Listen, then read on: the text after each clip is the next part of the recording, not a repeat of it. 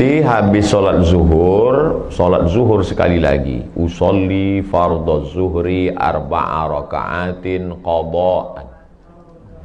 Habis sholat asar sekali lagi. Usolli fardhu asri arba'a raka'atin qada'an. Jangan di masjid, nanti jadi fitnah. Ente sholat apa tadi? Mana ada ba'diyah asar? Asar sama subuh dibuat di rumah. Kalau habis ba'diyah maghrib dibuat, bolehkah sebelum ba'diyah atau ba'diyah? Boleh aja. Berapa mazhab yang mewajibkan qadha ini? 4 mazhab. Hanafi, Maliki, Syafi'i, Hambali. Tapi kata ustadz kami katanya nggak perlu qadha, istighfar aja cukup. Ibnu Taimiyah. Bukan mazhab 4. Ada tuh ustadz. Ustadz, saya baru taubat. Ya, sholat saya yang dulu saya ganti atau gimana? Udah istighfar aja selesai. Ibnu Taimiyah. Ah, saya ikut ini aja Pak Ustadz. Ya nggak apa-apa. Saya kan menyampaikan 4 mazhab. Tapi saya, dalil-dalilnya Pak Ustadz, sahabat saya sudah nulis di internet. Cara nyarinya Pak Ustadz, buka Google, tulis di situ, sholat qadha Ustadz Sarwat. Kita tes ya, dapat apa enggak. Buka Google, tulis di situ, sholat qadha Ustadz Sarwat. Ustadz Sarwat punya rumah fikih. Sholat qadha Ustadz Sarwat. Nah, di situ dia tulis dalil-dalilnya. Nah, itu ada video, ada bagaimanakah ketentuan tata cara mengqadha sholat, www.rumahfikih.com, Ustadz Ahmad Sarwat LCMA. Ada. Udah dapat tulisannya, share. Berapa lama qadhanya Pak Ustadz? Ya berapa banyak yang tinggal dulu. Saya tidak anjurkan Bapak Ibu sore ini ambil cuti setahun. Sekali sholat saja setiap selesai. Terus saya baru sholat sekitar 10 tahun Pak Ustadz. Terus yang tinggal berapa? 20 tahun. Ya qadha 2019, lunas 2039. Kalau saya meninggal sebelum itu Pak Ustadz, alhamdulillah dianggap lunas. Beda sama puasa. Kalau puasa ibu masih ada ninggal itu digantikan sama anaknya, ahli waris. Man mata, siapa yang mati, wa alaihi siyamun, punya utang puasa, soma'an huwa liyuhu, ahli warisnya melaksanakan. Saya niat puasa besok untuk almarhumah emak saya, mengganti. Tapi kalau sholat, enggak. Sholat asal sudah meninggal, lunas. Maka siapa yang mau cepat lunas, Wallahu a'lam bishawab. Baik, mohon berkenan satu lagi ada. Oh begitu ya, mau tambah lagi? Subuh juga bisa kan? Subuh. Qadha ini bahkan Nabi pernah mengqadha sholat tahajud. Nabi pernah sholat siang 12 rakaat. Sholat apa itu Rasulullah? Karena tadi malam kan tidak mungkin witir siang. Nabi itu 11 karena tahajudnya 8, witir 3, 11. Maka siang nggak ada witir, jadi 12. Tapi kita nggak. Qobliyah subuh kalau terbangun misalnya jam 5. Sementara sholat subuh sudah dilaksanakan di masjid. Apakah kita yang terlambat bangun langsung sholat subuh? Tidak, tetap qobliyah dulu. Qobliyah dulu, jangan sampai tinggal qobliyah. Rakaat al-fajri 2 rakaat qobliyah subuh khairum minad dunya wa ma fiha, lebih baik daripada dunia dan seisinya. Bagaimana kalau masuk masjid sudah qomat? Qad qamatis shalatu, qad qamatis shalah. Tetap salat subuh, qobliyahnya diqadha setelah salat subuh. Pulang ke rumah qobliyah. Tapi tidak wajib. Yang wajib tadi yang salat 5. Subuh, zuhur, asar, maghrib, isya. Salat subuh, usolli fardhu subhi rak'ataini qadha'an. Qadha'an. Salat itu sebetulnya berapa Pak Ustaz? 3. Yang dilaksanakan cash itu usolli fardhu zuhri arba'a raka'atin adaan. Yang kedua mengganti qadha'an. Ada satu lagi i'adatan, mengganti. Ibu sudah salat zuhur. Selesai salat zuhur, pas mau makan, cuci tangan, tiba-tiba ngelihat ada kulit ikan mas nempel di kulit. Berarti wuduknya tadi batal karena ada kulit yang tidak kena air. Maka sholat zuhur sekali lagi bukan ada, bukan qadha, tapi i'adah, siaran ulangan. Usolli fardhu zuhri. Atau bapak, ketika bapak sudah selesai sholat, istri bapak ngomong, papa, itu tumitnya saya lihat ada cat. Tumit yang kena cat, habis ngecat, maka itu tidak kena air wudhu. Ambil thinner, ambil bensin, bersihkan, wudhu sekali lagi, sholat yang tadi diulang. Kenapa diulang? Karena sholatnya tidak sah akibat wudhunya tidak sempurna. Nama sholatnya i'adah. Jadi sholat ada 3. Adaan, qadaan, i'adah. Wallahu a'lam. I'adah. Ulangan. I'adah. Usolli fardhu subhi, usolli fardhu zuhri 4 raka'atin i'adatan.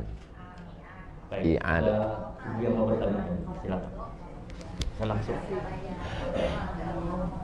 kasih. Assalamualaikum warahmatullahi wabarakatuh. Waalaikumsalam warahmatullahi wabarakatuh. Saya mau bertanya 2 Pak Ustaz. Yang pertama, mana yang lebih baik hukumnya buat laki-laki menjadi imam ibunya di rumah atau pergi sholat ke masjid? Pertanyaan saya satu itu. Yang kedua, kadang-kadang kita melihat kawan-kawan itu kalau ngambil air wudhu itu tidak sampai ke sikunya, tidak basah sikunya, hanya di sini saja. Apakah kita boleh mengingatkan kepada orang yang seperti itu? Terima kasih. Wassalamualaikum warahmatullahi wabarakatuh. Waalaikumsalam. Ibu ayah kita sudah tua, tidak bisa ke masjid, lalu dia ada di rumah. Bagaimana cara kita berbakti sebagai kepala rumah tangga, suami laki-laki sholat di masjid? Setelah selesai sholat di masjid, pulang ke rumah, sholat sekali lagi. Jadi imam. Bolehkah kita sholat 2 kali? Boleh.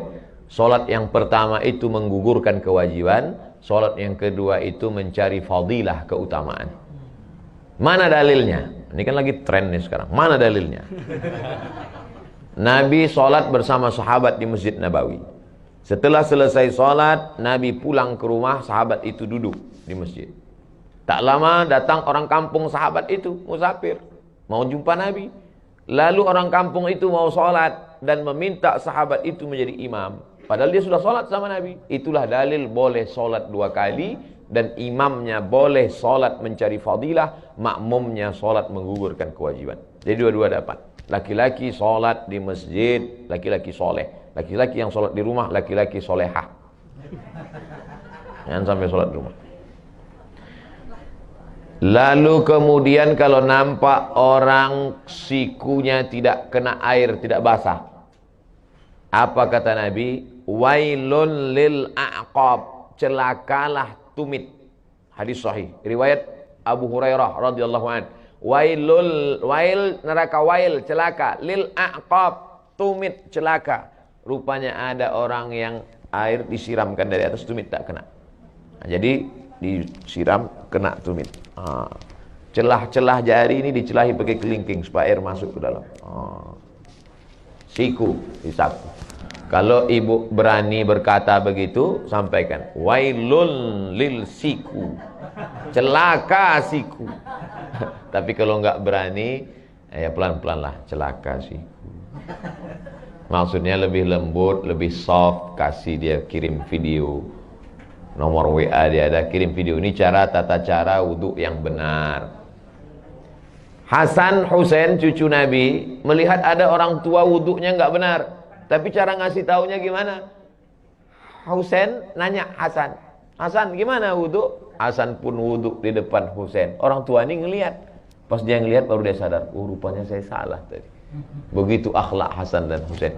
Bukan dia tunjuk. Sekarang kan banyak nih anak-anak muda baru ngaji, diceramahin pula lagi. Assalamualaikum. Tentu orang itu tersinggung. Mungkin niatnya baik, tapi caranya tidak santun. Nah, jadi ibu wajib mengingatkan dia. Bayangkan sholatnya nggak sah seumur hidup, nggak sah sholatnya gara-gara wudhu tak sampai ke siku. Sampai dalam Quran itu disebut wa aidiakum ilal marafiq, tangan kamu sampai siku. Wah, itu sejelas itu dalam Quran. Wallahu a'lam. Baik, mungkin ini pertanyaan terakhir ya. Ada pertanyaan Ustaz, bagaimana ciri-ciri Allah terima taubat seorang berdosa? Apakah semua dosa-dosanya akan diampuni jika ia bertaubat? dalam tafsir Al-Kabir, tafsir paling besar, panjangnya semeter. Nama penulisnya Imam Fakhruddin Ar-Razi, mazhabnya Syafi'i, meninggal 606. 100 tahun setelah Imam Ghazali. Ghazali 505, Razi 606. Saya ingat itu aja karena mirip-mirip.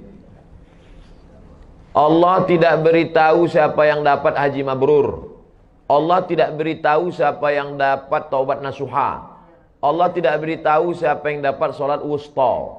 Allah tidak beritahu siapa yang dapat malam Lailatul Qadar. Tengok dalam tafsir surah Al-Qadar, juz 30. Kenapa Allah tidak kasih tahu? Bayangkan kalau udah tahu. Mungkin pengajian nggak ada lagi. Pak, Bapak nggak ngaji? Udah dapat kemarin. Allah tidak kasih tahu itu. Tapi tanda-tanda indikasinya ada. Apa tandanya? Katanya Pak Ustadz kalau haji mabrur itu wajahnya putih. Pulang dari Makkah paling putih, nggak pernah ke masjid, tidur di hotel. Ini bukan tanda. Tanda itu, itu dia kata kuncinya. Keyword, K kunci, word kata kunci, ada perubahan. Dulu Pak Ustadz sebelum dia ngaji pelit, setelah ngaji nih Masya Allah. Dulu sebelum ngaji sedekah 2.000, sekarang 2.500. Ada perubahan. Dulu Pak Ustadz tuh sebelum haji, Masya Allah, kasar ngomongnya. Sekarang udah mulai santun. Taubat nasuha diterima. Dulu sebelum malam Ramadan Lailatul Qadar, orangnya itu Pak Ustadz gak pernah ke masjid. Ada perubahan. Nah, inilah cirinya. Apakah diampunkan Allah semua dosa-dosanya? Mantaba, siapa yang taubat? Wa amana, imannya ikhlas. Wa amila amalan salihah, beramal saleh. Kalau 3 ini cukup syarat. Ulaika mereka itu yubaddilullahu sayyiatihim hasanat. Semua dosa-dosanya dulu diganti Allah dengan hasanat, kebaikan-kebaikan. Bukan cuma dihapus Allah. Coba lihat bunyi kalimatnya. Yubaddilullahu sayyiatihim hasanat. Diganti Allah semua dosanya menjadi hasanat, kebaikan-kebaikan. Mudah-mudahan kita termasuk yang jenis itu insyaallah. Syaratnya 3. Taba wa amana wa amila amalan salihah. Kita sudah bertobat, kita sudah beriman, tinggal lagi mengisi dengan amal saleh. Wallahu a'lam bishawab.